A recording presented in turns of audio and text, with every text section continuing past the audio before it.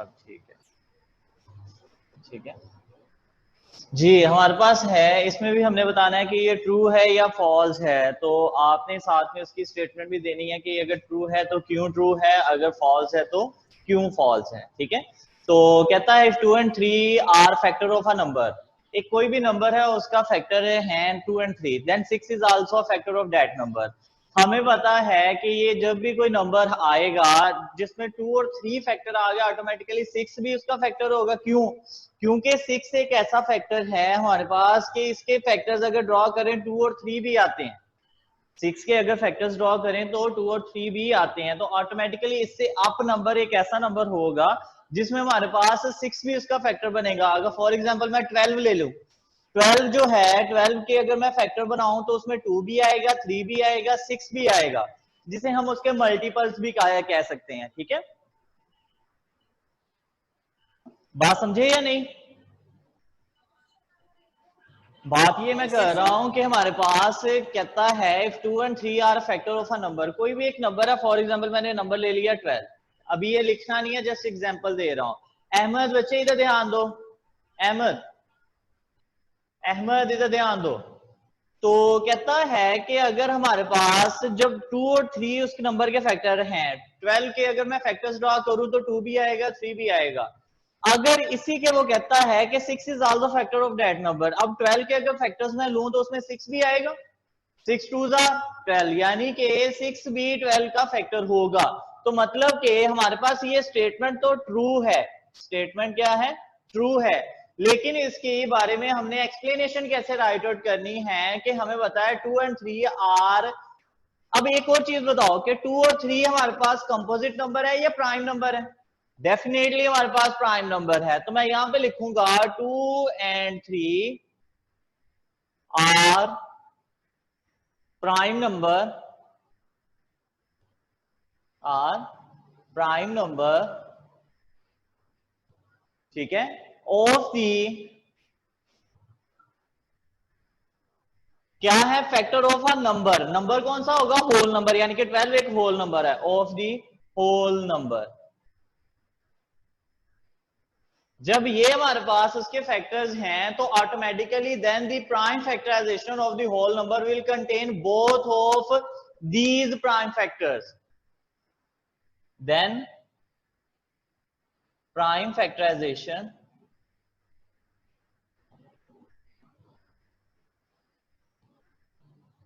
of whole number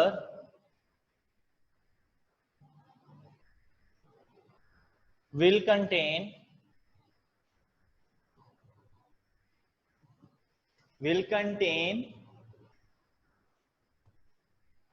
ये मैं जरा थोड़ा सा इसका both of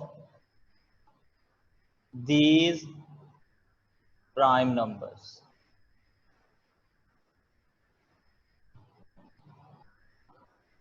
क्लियर? ये हमने स्टेटमेंट इसकी राइट आउट कर दी। लेंच क्वेश्चन कंप्लीट। मेन चीज है हमें स्टेटमेंट राइट आउट करना है। ये मैं स्टेप बाय स्टेप करवाता हूँ, पहले आप कॉन्सेप्ट क्लियर रखो, बाकी आपको इंशाल्लाह साथ साथ आते जाएंगे, ठीक है। अब जिस तरह के नेक्स्ट हमारे पास है, बच्चे साथ साथ मैं चाय पी रहा हूँ तो कोई प्रॉब्लम तो नहीं ना आप लोगों को? कोई प्रॉब्लम? No sir. क्या मेरा सर बहुत दर्द कर रहा है आज, नूर पता नहीं क्यों बच्चे। Why sir, are you okay? नहीं ना यार, पता नहीं, आज छुट्टियों के बाद आया हूँ ना, इसलिए वो जिस तरह होता है ना कि जब छुट्टियों के बाद बंदा क्लास ले ना तो बड़ी वो अजीब सुस्ती पड़ी होती है ना, वैसे सुस्ती पड़ी हुई है। अभी तो मुझे भी सुस्ती पड़ी हुई है। सभी को सुस्ती पड़ी हुई है। इफ 2 and 4, इसलिए तो पूरे 10 बजे उठी। आप 10 बजे उठे हो, मैं कितने बजे उठा हूँ? 7 o'clock उठा हूँ। सर हमारी तो रूटीन है, हम 7 o'clock के उठ जाते हैं। Very good. छुट्टियों में कभी मैं 1 बजे उठ रहा हूँ, कभी 2 बजे उठ रहा हूँ, ये रूटीन थी। और मैं भी। चलें भाई नेक्स्ट क्वेश्चन देखें। आयत जफर आ गई है या नहीं, या नहीं आई? नहीं आई लगता।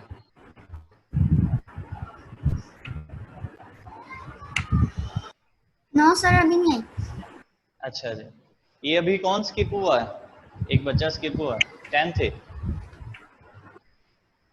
अच्छा भाई, अब हमारे पास if 2 and 4 are factor of a number then 8 is also a factor of that number. ये स्टेटमेंट में अब देखो कि हमारे पास 2 तो प्राइम नंबर है लेकिन 4 हमारे पास क्या है, कंपोजिट नंबर है।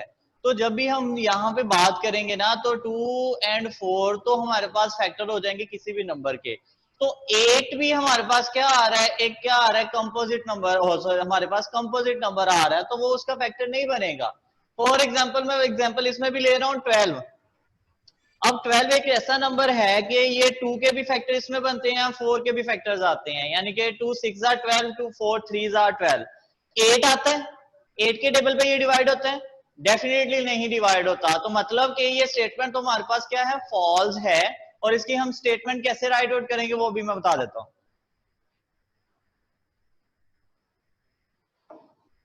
स्टेटमेंट क्या आएगी, फॉल्स। ठीक है, बात अब क्या कर रहा है, 2 and 4 are factor of 4 but 8 is not factor of that number. ठीक है, यानी कि हमने वो फैक्टर लिख लिया, यानी कि 12 की बजाय उसने एग्जांपल लिया 4 की। अब 2 और 4 जो है 4 के तो फैक्टर है लेकिन 8 के फैक्टर नहीं है, तो उसने वो सिंपल एग्जांपल ले ली। ठीक है, false 2 and 4 are factors of 4।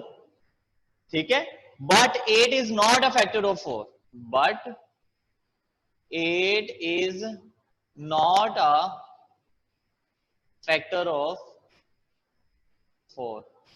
अब यहां पे मैं 12 की भी एग्जांपल लिख सकता था, फॉल्स लिखे 2 and 4 are factor of 12 but 8 is not a factor of 12, ये भी लिख सकते थे आप। ठीक है, चलें नेक्स्ट क्वेश्चन करना है, जल्दी से नोट करें जी। यस सर हो गई है, और मैंने डी पार्ट का भी स्टेटमेंट लिख लिया हुआ है। नूर समझ आ रही है बच्चे या नहीं क्वेश्चंस की? Sir I also.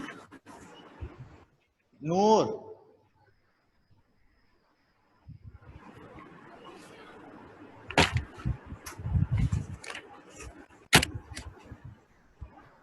नूर कहां चले गई है?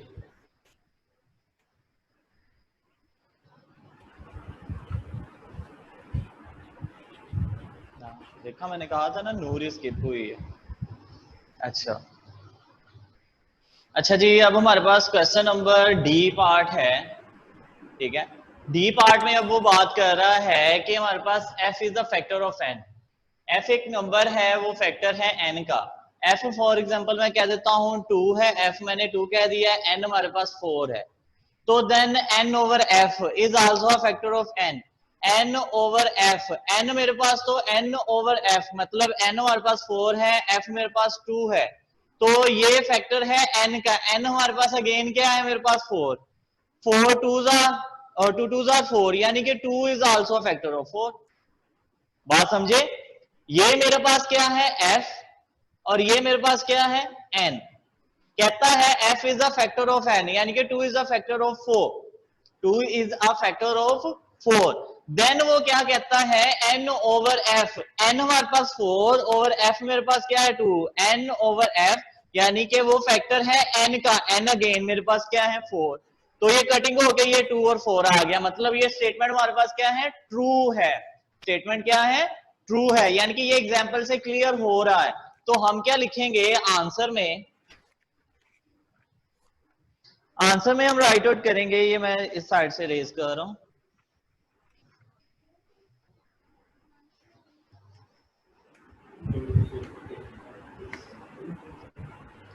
कहता है तो ये स्टेटमेंट तो ट्रू है, f is a factor of n, f is a factor of n, n equal to मैंने रख लिया f के। के एफ या एफ के अपने से, के एक हमारे पास नंबर है जो कि न्यू आया है, ठीक है।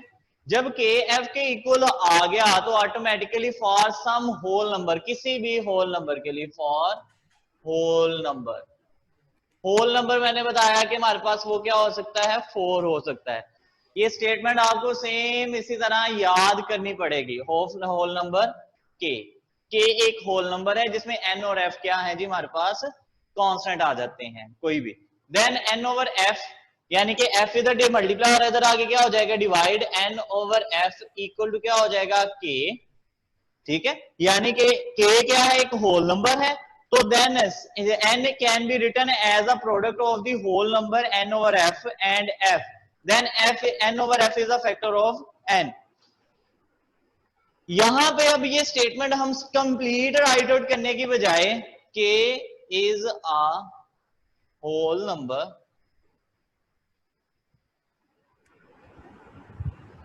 होल नंबर, ठीक है, सिंस यानी कि पहले n can be written as a product of the whole number, n can be written as the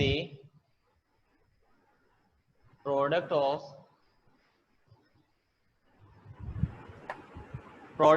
n over f and f। n over f का और f का प्रोडक्ट लेंगे तो मतलब कि n ओवर f मल्टीप्लाई क्या हो जाएगा, f, n over f multiply क्या हो जाएगा, f, f से कट होके आंसर क्या आ जाएगा, n अगेन। तो हमें यहां से ये पता चल गया कि हमारे पास देन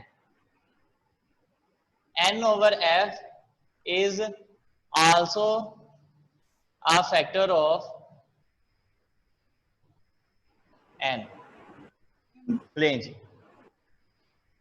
ये क्वेश्चन इसीलिए ही मुश्किल है थोड़े से कि इसमें स्टेटमेंट राइट आउट करनी पड़ती है, ठीक है, क्योंकि ये लेवल भी हमारा CSS का है, तो इसलिए जरा पहले कॉन्सेप्ट क्लियर करके बाद में उसकी स्टेटमेंट को आपने याद कर लेना है जी, ठीक है। यशपाल समझ आ रही है बच्चे या नहीं कुछ? सर आप ये आंसर दोबारा बता देंगे? बच्चे मैंने आपको पहले एग्जांपल जो बताई थी वो एग्जांपल क्लियर है। मैंने क्या बताया था कि f एक नंबर है 2, n हमारे पास है एक 4, ये f है और ये क्या है, n है। कहता है f जो है is a factor of 4, f क्या है, 4 का फैक्टर है, ठीक हो गया, ये मैंने अभी आपको एक्सप्लेन किया। फिर वो क्या कहता है, ये n है, सॉरी, तो कहता है n ओवर f, n की वैल्यू क्या है 4 ओवर f की वैल्यू क्या है 2, is also a factor of n, n मेरे पास क्या है 4। कहता है कि इन दोनों को डिवाइड करें तो जो आंसर आएगा वो दोबारा फैक्टर होगा n का, तो डिवाइड किया मेरे पास 2 आया, 2 इज अ फैक्टर ऑफ 4। यही हमने स्टेटमेंट में मैंने राइट आउट किया कि स्टेटमेंट तो हमारे पास ये ट्रू है, f is a factor of n equal to k f, n equal to k f क्यों रखा, n हमारे पास क्या है 4, n मेरे पास क्या है 4 इक्वल टू के एफ, के एक कांस्टेंट है, f की वैल्यू मेरे पास 2 है, के एक कांस्टेंट है जो कि होल नंबर है और f की वैल्यू मेरे पास क्या है 2, 2 इधर मल्टीप्लाई हो रहा है, इधर आगे क्या हो जाएगा डिवाइड, 4 ओवर 2 इक्वल टू क्या हो जाएगा के ये वाला, k is a whole number, k is a whole number, यानी कि आंसर क्या आया था, डिवाइड करके हमारे पास 2 आंसर आता है ये वाला, तो मतलब k हमारे पास क्या है, एक होल नंबर है। सिंस हमने देखा कि n can be written as the product of n over f and f, अब मेरे पास वो कहता है n को मैं लिख सकता हूं, n मेरे पास क्या है 4, n को वो कहता लिख सकता हूं n over f multiply f, इस फॉर्म में। अब बात समझनी है कि इसका आंसर सेम आता है या नहीं, n की वैल्यू मेरे पास क्या है 4, n की वैल्यू 4, f की वैल्यू 2 और f की वैल्यू फिर 2, 2 2 से कट होके 4 इक्वल टू 4 आ गया। वो यही बात कह रहा है, कहता कि जो n वो है वो उसे हम लिख सकते हैं n over f and f का प्रोडक्ट, तो automatically n over f is also a factor of n, जो कि यहां पे मैंने एक्सप्लेन कर दिया है, n over f 4 over 2 is also factor of 4, ये मैं बात कर रहा हूं। ठीक है, अब क्लियर है या नहीं अभी भी?